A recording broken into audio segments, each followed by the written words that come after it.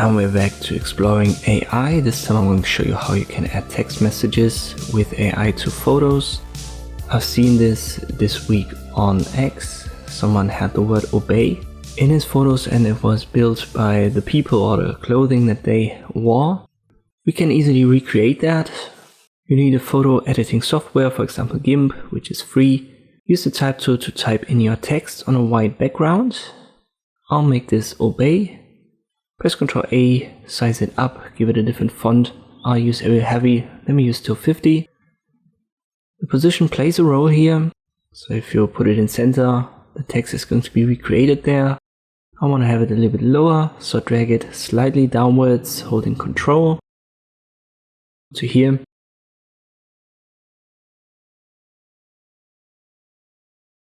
You want to keep the white background, so don't make it a PNG with a transparent background. Just go to File and export it to a place where you can find it. Let me put it on my desktop and I simply call it tutorial. It's a PNG, but I don't have a transparent background, so that's the important part here.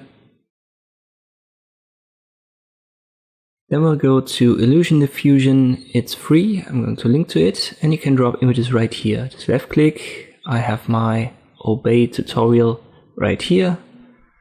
Just double click, and it's now here in this field.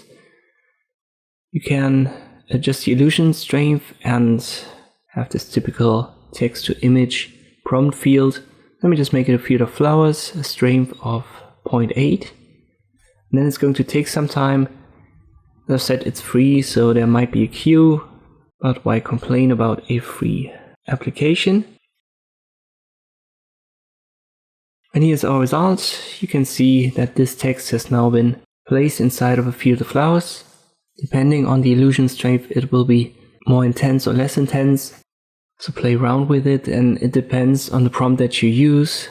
So for field of flowers, 0.8 was alright, and even 0.6 would work to some degree. But if you, for example, use group of people on a street, but that's the image that I've seen on X using this effect, 0.7 might be too low.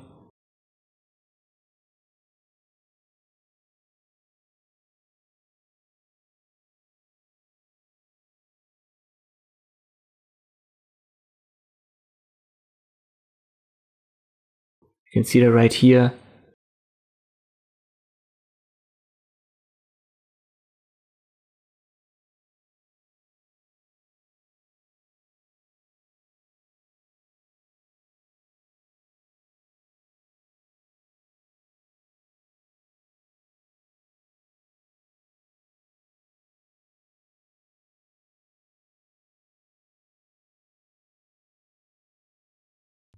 And here we can obviously see it, but this would be unusable because it's too intense. But you get the idea. Play around with this slider depending on the prompt that you use. And you want to have something like GIMP or Photoshop to have your text message created, make it black and white. An additional tip, use a square background. So I've used 1000 times 1000. If you have 16 by 9 and your text too big, it might get cut off on the sides. So it's a good idea to start with a square, upload this, and then you can recreate these text messages in images using AI. I hope this video was helpful, thank you for watching, and I'll see you next time.